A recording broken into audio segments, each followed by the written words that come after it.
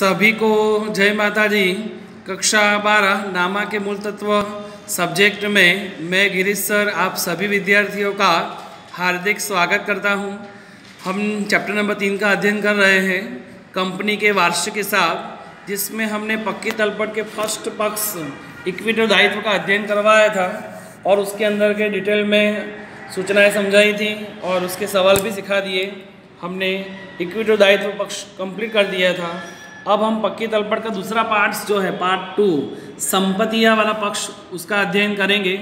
संपत्ति पक्ष दो भाग में डिवाइड कर दिया है, बिन चालू संपत्ति और चालू संपत्ति।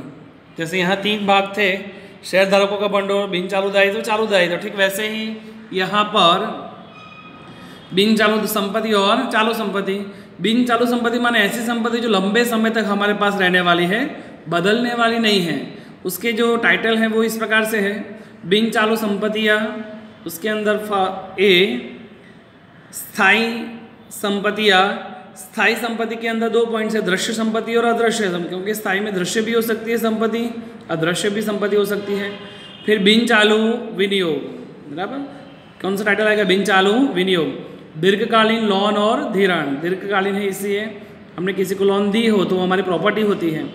अन्य बिन चालू संपत्तियाँ कौन सी आएगी, अन्य बिन चालू संपत्तियाँ। इसके अंदर क्या आएगा वो बाद में देखेंगे। फिलहाल आप मेन टाइटल याद करो, यहाँ पे 4 टाइटल है सब टाइटल में, स्थायी संपत्तियाँ, बिन चालू विनियोग, दीर्घकालीन लोन और धिराण, अन्य बिन चालू संपत्तियाँ। स्थायी संपत्ति में भी क्या आया, दृश्य संपत्ति और अदृश्य संपत्ति। इसको शॉर्टकट में याद करना हो तो ऐसे आप याद रख सकते हो आप, स्था बीवी डी अ, स्था बीवी डी, क्या रखोगे, स्था बीवी डी अ।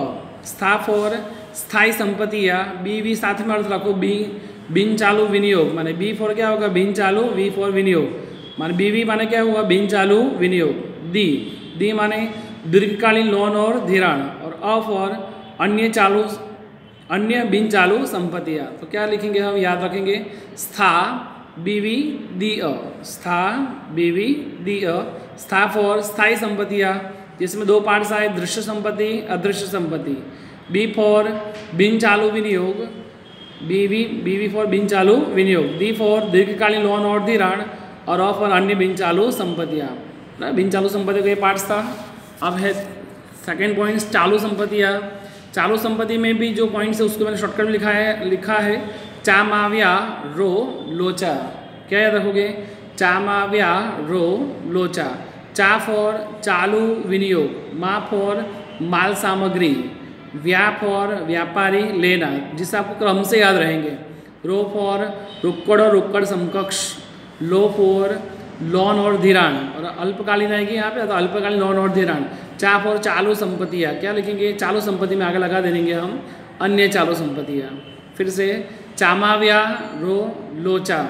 चा फॉर चालू विनियोग, मा फॉर माल सामग्री, व्या फॉर व्यापारी लेना, रो फॉर रुक्कड़ समकक्ष, लो फॉर लोन और धिराण पर अल्पकालीन लोन और धिराण, चा फॉर चालू संपत्ति पर अन्य चालू संपत्ति।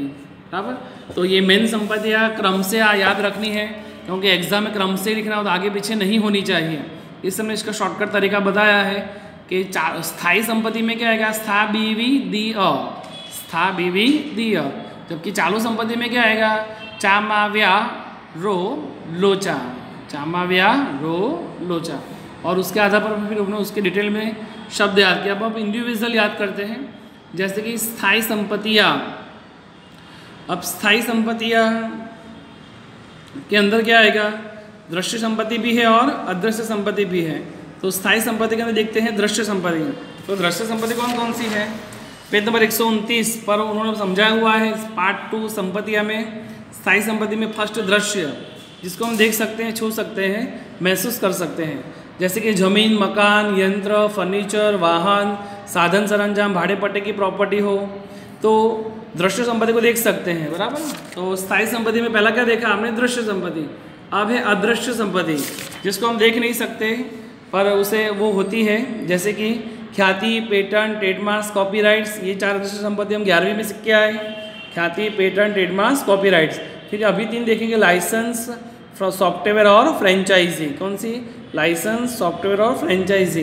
अगर किसी की फ्रेंचाइजी लेते तो हमें प्रॉपर्टी, ये अदृश्य प्रॉपर्टी है जिसका लाभ हमें मिलता है।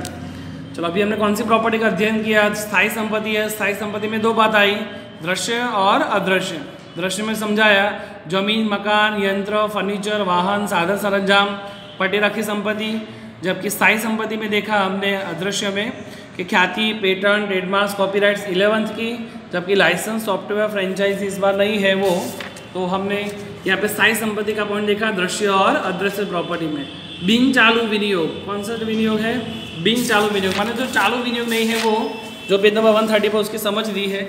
बिन चालू विनियोग में ऐसे कोई भी विनियोग होगा जो 12 मास से अधिक समय के लिए हो, जैसे प्रोविडेंट फंड में विनियोग, डिबेंचर वापसी अनामत का विनियोग, शॉर्टकट विनियोग आएगा यहाँ पे।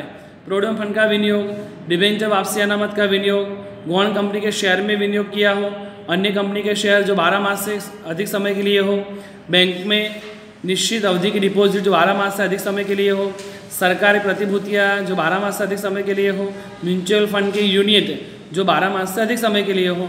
शॉर्टकट में आपको कहे जो 12 मास से अधिक समय के लिए जो भी विनियोग किया है वो सब बिन चालू विनियोग में आएगा।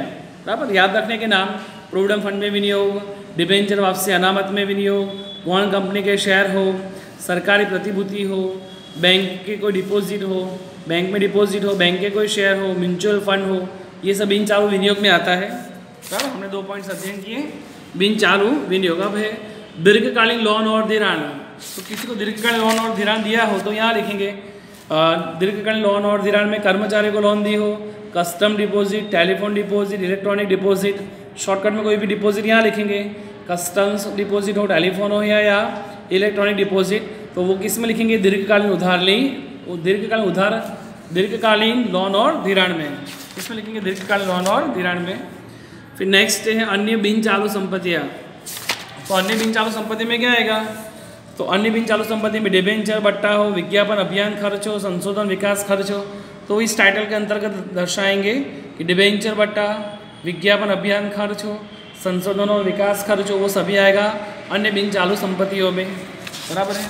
तो इस प्रकार हमारा ये फर्स्ट टाइटल पूरा हुआ बिन चालू संपत्ति। एक बार रिवीजन करवाते हैं वापस। स्था, बीवी, दी, स्था फॉर स्थायी संपत्तियाँ, इसमें दृश्य अदृश्य आया। बीवी का साथ में मीनिंग लेंगे। बीवी माने बिन चालू विनियोग, दी फॉर दीर्घकालीन लोन धिराण, और अ फॉर अन्य चालू संपत्तियाँ। बराबर, अन्य बिन चालू संपत्तियाँ। इसके अंदर भी देखा हमने कि दृश्य में क्या देखा हमने? जमीन, मकान, यंत्र, फर्नीचर, वाहन, पशुधन हो, साधन सरंजाम, भाड़े पट्टे की संपत्ति। अदृश्य में क्या देखा? ख्याति, patent, trademarks, copyright, licence, software, franchisee. जबकि बिन चालू विनियोग में क्या देखा? 12 मास से अधिक समय का कोई विनियोग हो तो वो बिन चालू विनियोग में आएगा। दीर्घकालीन लोन धिराण में क्या आएगा? कि जो कर्मचारी को लोन दिए हो, कोई डिपॉजिट्स हो, बराबर, वो सब आएंगे। अन्य बिन चालू विनियोग में कोई खर्च हो, चालू संपत्ति में कोई खर्च हो, जैसे विज्ञापन अभियान खर्च है, संशोधन विकास खर्च है, ये लंबे समय के लिए होता है, जो प्रकार की प्रॉपर्टी कहलाती है, इसे उसे अन्य बिन चालू संपत्ति में लिखा। बराबर। अब हम देखेंगे चालू संपत्ति। हमें लिखा शॉर्टकट सिखाया चामाव्या रो लो। बराबर, चामाव्या रो लोचा, चा फॉर चालू विनियोग। तो चालू विनियोग में क्या आएगा? तो 12 मास से कम समय के लिए हो तो चालू विनियोग में आएगा। जैसे अन्य कंपनी के शेयर, डिबेंचर 12 मास से कम समय के लिए हो, बिक्री पात्र प्रतिभूतियाँ, सरकारी प्रतिभूतियाँ, म्यूचुअल फंड, ये सब उसमें है ही। म्यूचुअल फंड थे, सरकारी प्रतिभूतियाँ पर 12 मास से अधिक समय के लिए थे, और 12 मास से कम समय के लिए चालू विनियोग आएगा। अधिक समय हो तो बिन चालू आएगा। बराबर है। चालू विनियोग में ये।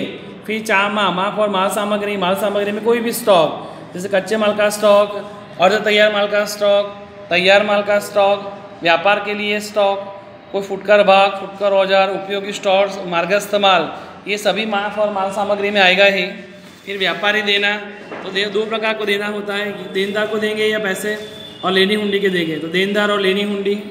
नेक्स्ट रोकड़ समकक्ष सभी रोकड़, हाथ पर रोकड़, बैंक में रोकड़, बैंक चेक या ड्राफ्ट हो। अल्पकालीन लोन में 12 मास से कम समय के लिए लोन आएगी, और अन्य चालू संपत्तियाँ जो है उसके अंदर अग्रिम चुकाया खर्च जो मिलनी बाकी आएगी। क्या आएगी? अग्रिम चुकाया खर्च मिलनी बाकी आए। इस प्रकार आपका संपत्ति लेना पूरा मैंने डिटेल में समझा। आप सभी स्टूडेंट्स याद करना। मेन टाइटल, ये टाइटल लिखना है मेन होमवर्क के अंदर, और उसके अंदर समाविष्ट पॉइंट पेज नंबर 129 से दिया है। संपत्ति, दृश्य, फिर बिन चालू विनियोग, दीर्घकालीन लोन धिराण, अन्य बिन चालू संपत्ति, चालू विनियोग, माल सामग्री, व्यापारी देना रोकड़, रोकड़ समकक्ष, अल्पकालीन लोन धिराण, अन्य चालू संपत्तियाँ, ये सभी स्टूडेंट्स लिख कर अच्छी तरह से याद करें। उसके बाद हम कल नेक्स्ट क्वेश्चन समझाएंगे। सभी विद्यार्थियों को जय माता जी।